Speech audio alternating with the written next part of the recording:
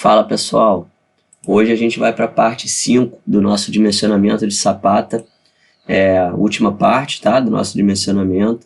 Então já se inscreve no canal, dá o like no vídeo e vamos ao que interessa. Bom, o passo 5 é o nosso nono passo aqui, né, que é a verificação da necessidade de armadura transversal. Ou seja, a gente vai verificar se a gente precisaria ter estribos, né, na nossa sapata. O ideal é que a gente não use a armadura transversal nas nossas sapatas, tá? Isso daí que é o usual.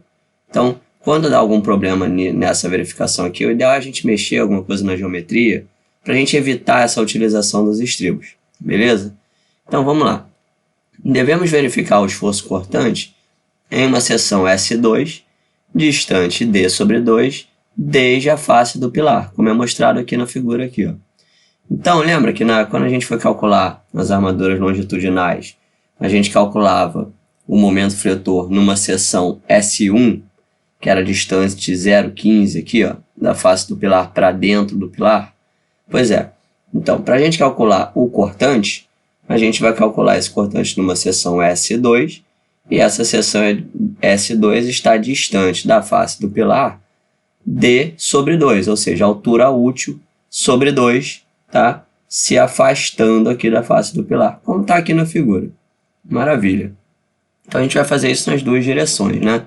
Obviamente, na direção X e na direção Y. Então, vamos ver aqui na direção X. Primeiro que a gente vai fazer, ó, é calcular, então, aonde é que está, né, a nossa seção S2.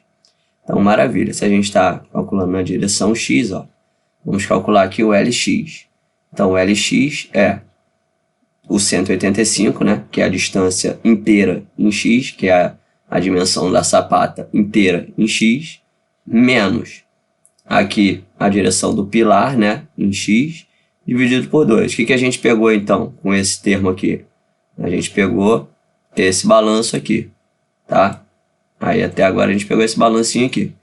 Menos, aqui, ó, o 0,247, né, menos 24,7 centímetros, que é o D sobre 2, que a gente vai afastar aqui, né, da face do pilar.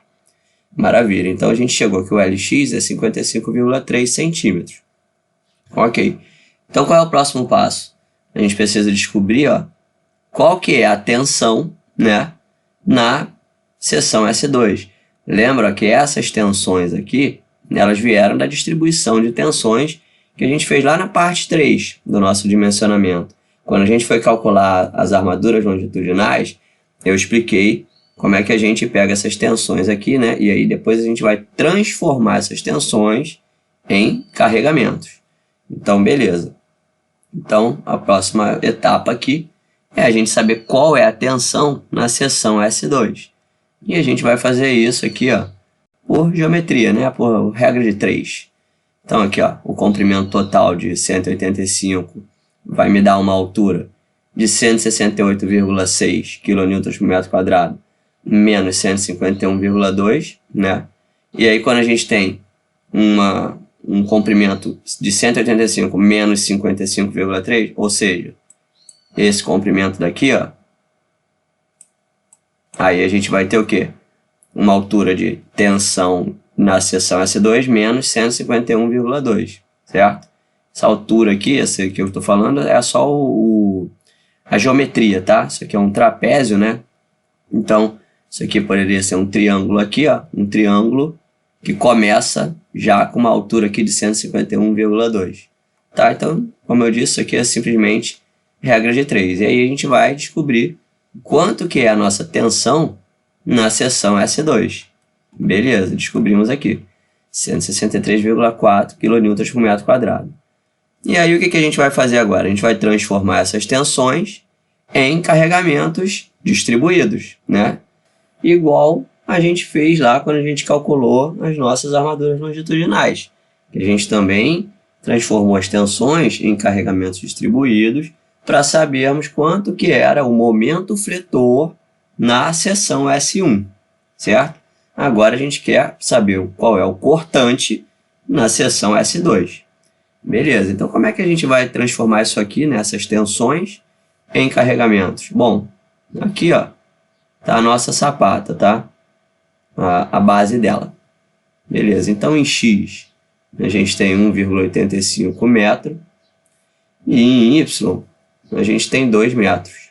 Ok. Deixa eu pegar outra cor aqui, ó. Nessa extremidade aqui da sapata, da base da nossa sapata, a gente tem ali, ó, o 168,6 kN por metro quadrado. Aqui, ó, no final dela, na outra extremidade, a gente tem a outra tensão. Essa tensão aqui, ó, de 151,2, tá? Então, vamos colocá-la aqui, ó. 151,2 kN por metro quadrado. E na seção S2, né, que está mais ou menos aqui assim, vamos dizer assim. Isso aqui era para estar reto, tá? Então, na seção S2, eu vou ter qual tensão aqui? Eu vou ter 163, ó. 163,4 kN por metro quadrado. Ok. Então, maravilha. O que eu vou fazer aqui? Quando eu pego esse valor aqui, de 168,6, e multiplico por 2 metros, eu estou criando, então, um carregamento linearmente distribuído, certo? Ó, 168, vamos começar por aqui, ó, P máximo, né? 168,6 kN por metro vezes 2 metros vai dar o quê? 337,2, e olha a unidade aqui, kN por metro, certo? Então, ó, eu vou fazer isso para cá e também para a minha seção S2, né? E aí o que eu vou ter? Eu vou ter isso aqui, ó. Eu vou ter um carregamento trapezoidal, certo? Em que a maior altura desse carregamento é de 337,2 kN por metro. E a menor altura é 326,8 kN por metro.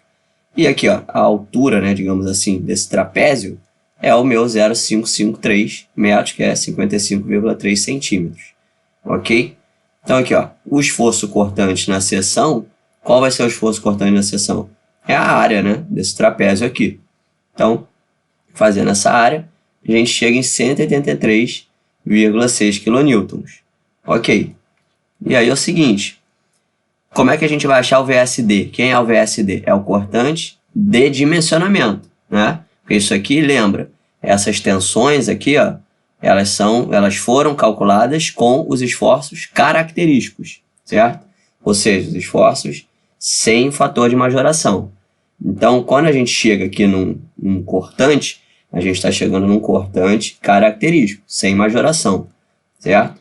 Mas se a gente está verificando necessidade de armadura, aí a gente tem que trabalhar com cortante de dimensionamento, com esforços, né, de dimensionamento. Então, a gente pega o nosso valor característico e majora ele por 1,4, né, que é o fator lá de majoração preconizado lá na NBR 6118. Maravilha. Então, a gente chega em 257 kN para o valor do nosso cortante de dimensionamento.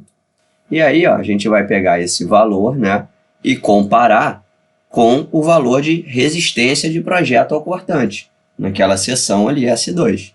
Então, ó, isso aqui, ó, a resistência de projeto ao cortante é dada, de acordo com a NBR 6118, por essa fórmula aqui, tá? Então, resistência de projeto ao cortante é o nosso VRD1, tá? E aí, cada um desses parâmetros aqui da fórmula estão indicados aqui. O tal RD é 0,25 vezes FCTK-INF dividido por 1,4. Esse FCTK-INF é o quê? É a resistência inferior característica de tração do concreto, tá? Então, esse valor aqui, ó, de 0,7 vezes 0,3 vezes FCK elevado a 2/3 é o meu FCTK-INF, tá? Então, só manipulando esses números aqui, né? A gente chega que o tal RD é 0,0375 vezes FCK elevado a 2/3. E aqui chamando a atenção que o FCK entra aqui em MPa, tá? O nosso parâmetro K é dado por 1,6 menos a altura da seção ali na seção S2, tá? E aí essa altura vai entrar em metros. E o ρ1 nada mais é do que a armadura longitudinal que a gente tem na direção que a gente está fazendo o cálculo, dividido pela área daquela seção ali onde a gente está fazendo o cálculo, tá? Então, B vezes a altura ali na seção, ok? Então, não pode ser maior do que 0,02. E aí, o que a gente faz? A gente tem que calcular, então, justamente a altura na seção S2, que é o D na seção S2, certo? Então, a gente vai fazer isso aqui através de regra de 3 também, tá? Igual a gente fez lá com a tensão. Então, aqui não tem mistério nenhum. A altura nessa seção S2 vai ser 44,2 centímetros. E aí, a gente tendo isso aqui tudo, a gente pode calcular, né, cada um dos nossos parâmetros e calcular o nosso cortante resistente. Então, tá o RD. Ó, ele sai aqui, ó, em MPa, tá? E aí eu passei para kN por metro quadrado. 320,6 kN por metro quadrado. O parâmetro K vai ser 1,158. E o nosso ρ1 é 14 vezes 1,227 centímetros quadrados. O que é isso aqui, esse numerador? O que é 1,227 centímetros quadrados? É a área, tá? É a área de aço de uma barra com diâmetro de 12,5 milímetros. E aí, se vocês olharem lá na parte 3, né, no nosso vídeo, que é a parte 3 do dimensionamento da sapata, você vai ver que na direção X a gente usou 14 barras de 12,5 milímetros de diâmetro.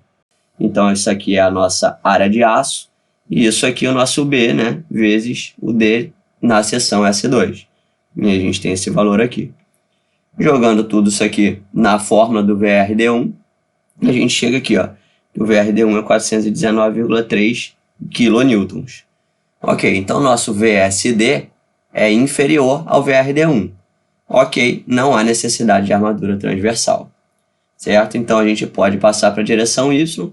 A gente vai fazer a mesma coisa na direção Y. Não vou explicar tudo de novo, né? Mas vou mostrar aqui para vocês os valores, os cálculos, tá? Então primeiro a gente calcula, né, nosso LY aqui. Na verdade, isso aqui teria que vir só até aqui, tá? É porque eu copiei lá da armadura longitudinal e ele passou um pouquinho. É claro que ele deveria vir só até aqui, ok? Beleza, então calculamos aqui o LY. Aí vamos achar a tensão na seção S2. A gente faz isso aqui novamente por regra de 3, né? Achando essa tensão em S2, a gente transforma, né, o nosso gráfico ali trapezoidal de tensões em um gráfico trapezoidal de carregamentos. E aí, a partir desse gráfico, a gente consegue, pela área do gráfico de carregamento, a gente consegue saber qual é o cortante característico na seção S2. Tendo esse cortante característico, a gente consegue calcular o cortante de dimensionamento. Basta majorar, né, o cortante característico com o fator de 1,4. E aí a gente calcula a resistência de projeto ao cortante. E a mesma coisa, a gente vai ter que calcular o DS2, né, o D, a altura na seção S2, que a gente vai fazer também por regra de 3. Tá aqui, ó, deu próximo, né, na direção X, deu 44,5 centímetros. E aí a gente consegue calcular todos os parâmetros para o cálculo do VRD1. Aqui, ó, chamando a atenção aqui que o nosso ρ1 na direção Y é 13 vezes 1,227. Por quê? Porque na direção Y a gente está usando 13 barras de 12,5 milímetros de diâmetro, tá? E não 14. E aqui chamando a atenção que o B, né, se a gente está olhando na direção Y, o nosso B é o dimensão em X, tá? Isso é só olhar o desenho lá que vocês vão perceber isso aqui nitidamente. E aí a gente calcula o VRD1. O VRD1 na direção Y dá 389,4 kN. Também é maior, né, do que o nosso VSD. Então, ok, não há necessidade de armadura transversal. Então, agora o dimensionamento finalizou. A gente calculou as armaduras longitudinais. A gente verificou a necessidade de armadura transversal. Vimos que não há necessidade de armadura transversal. E verificamos a ruptura por compressão diagonal. A gente fez isso no vídeo anterior, na parte 4 do nosso dimensionamento de sapata. Ok?